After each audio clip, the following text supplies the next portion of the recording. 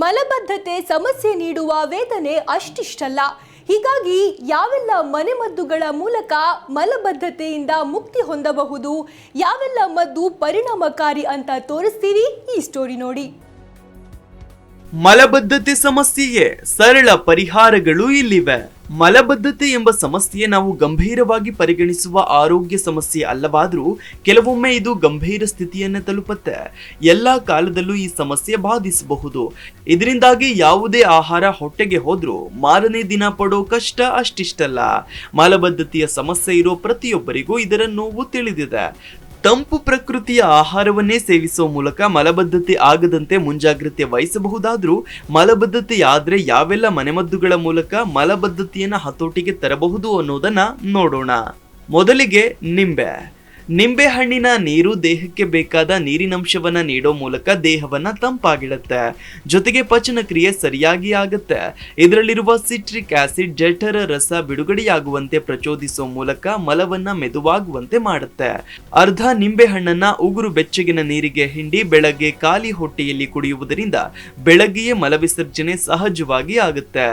ಇನ್ನು aloe vera juice ನಲ್ಲಿ ಸಹಜವಾಗಿಯೇ ಮಲವನ್ನ ಮೆದುಗೊಳಿಸುವ ತಾಕತ್ತಿರೋದ್ರಿಂದ ಇದು ಮಲಬದ್ಧತೆಗೆ ಒಳ್ಳೆಯದು. ಇದು ಕರುಳಿನಲ್ಲಿರುವ ಉರಿಯೂತವನ್ನ ಶಮನಗೊಳಿಸಿ ಜೀರ್ಣನಾಳವನ್ನ ಆರೋಗ್ಯವಾಗಿರಿಸುತ್ತೆ.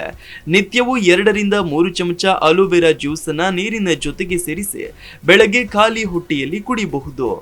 ಇನ್ನು ಎಳನೀರಿನಲ್ಲಿ ನೈಸರ್ಗಿಕವಾದ ಎಲೆಕ್ಟ್ರೋಲೈಟ್ಗಳು ಇರೋದ್ರಿಂದ ಇದು ದೇಹವನ್ನ ಹೈಡ್ರೇಟ್ ಮಾಡೋದಲ್ಲದೆ ಜೀರ್ಣನಾಳದಲ್ಲಿ ಆಹಾರ ಸುಲಭವಾಗಿ ಸಾಗುವಂತೆ ಮಾಡುತ್ತೆ. ಪಚನ ಕ್ರಿಯೆಯು ಸುಲಭವಾಗಿ ಆಗುತ್ತೆ.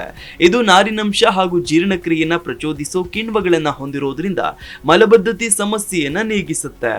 ಇನ್ನು ಮೆಂತ್ಯ ಕಾಳು ತಂಪುಕಾರಕ ಗುಣಗಳನ್ನ ಹೊಂದಿದೆ. ಮೆಂತ್ಯ ಕಾಳುಗಳನ್ನ ನೀರಿನಲ್ಲಿ ನೆನೆ ಹಾಕಿ ಮೊಳಕೆ ಬರಿಸಿ ಅಥವಾ ಮೆದುವಾಗಿಸಿ ಮಾರನೇ ದಿನ ತಿನ್ನೋದ್ರಿಂದ ದೇಹ ತಂಪಾಗತ್ತೆ. ಇದು ಗ್ಯಾಸ್ ಹಾಗೂ ಹೊಟ್ಟೆಯುಬ್ಬರದಂತಹ ಸಮಸ್ಯೆಗಳನ್ನ ನೀಗಿಸುತ್ತೆ. ತೂಕ ಇಳಿಸಲು ಇದು ಒಳ್ಳೆಯದು. ಸಾಕಷ್ಟು ಪೋಷಕಾಂಶಗಳನ್ನು ಹೊಂದಿರುವ ಇದನ್ನ ಹಾಗೆಯೇ ತಿನ್ನಲು ಸಾಧ್ಯವಾಗದಿದ್ರೆ ಮೆಂತ್ಯ ಕಾಳುಗಳನ್ನ ನೀರಿನಲ್ಲಿ ಕುದಿಸಿ ಚಹಾ ಮಾಡಿ ಕುಡಿಯಬಹುದು. ಇನ್ನು ಪುದೀನಾ ಚಹಾ.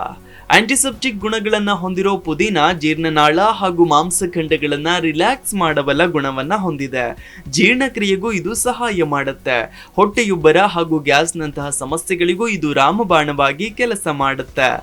ಮುಂದುವರೆದು ಚಿಯಾ ಬೀಜಗಳು. 2 ಚಮಚ ಚಿಯಾ ಬೀಜಗಳನ್ನ ನೀರಿನಲ್ಲಿ 1 ಗಂಟೆ ನೆನೆ ಹಾಕಿ ಕುಡಿಯೋದ್ರಿಂದಾಗಿ ಮಲಬದ್ಧತೆಯ ಸಮಸ್ಯೆ ಮಾಯವಾಗುತ್ತೆ.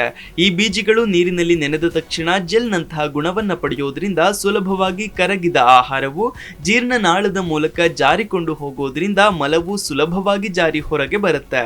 ಚಿಯಾ ಬೀಜಗಳಲ್ಲಿ ಪೋಷಕಾಂಶಗಳು ಇರೋದ್ರಿಂದಾಗಿ ರಕ್ತದಲ್ಲಿನ ಸಕ್ಕರೆಯ ಮಟ್ಟವನ್ನ ನಿಯಂತ್ರಿಸೋ ಗುಣವನ್ನ ಹೊಂದಿದೆ. ಇದನ್ನ ನಿತ್ಯವೂ ಕುಡಿಯಬಹುದು. ಇನ್ನು ಅಂತಿಮವಾಗಿ ಮೊಸರು ಮಜ್ಜಿಗೆಯಂತಹ ಪ್ರೋಬಯಾಟಿಕ್ ಪೇಯಗಳನ್ನ ನಿತ್ಯವೂ ಆಹಾರದಲ್ಲಿ ಸೇರಿಸಿಕೊಳ್ಳಿ. ಇದರಿಂದ ಜೀರ್ಣಕ್ರಿಯೆ ಸುಲಭವಾಗುತ್ತೆ. ಜೊತೆಗೆ ಇದು ಹೊಟ್ಟೆಗೆ ತಂಪು ಕೂಡ. ಪೋಷಕಾಂಶಗಳು ಹೊಟ್ಟೆ ಸೇರೋದ್ರಿಂದ ಇವು ನಿತ್ಯ ಆಹಾರದಲ್ಲಿ ಬೇಕೇ ಬೇಕು. Desk bureau, Zee Kannada news.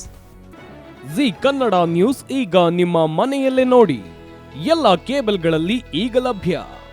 Sun Direct 292, Jio TV 1334, U digital 162, city cable 51, GTPL 17, Abhishek cables 821, rock line telecommunication 51, Shri Basaveshwara number 60, Vinayaka digital number 53, in digital number 896ರಲ್ಲಿ.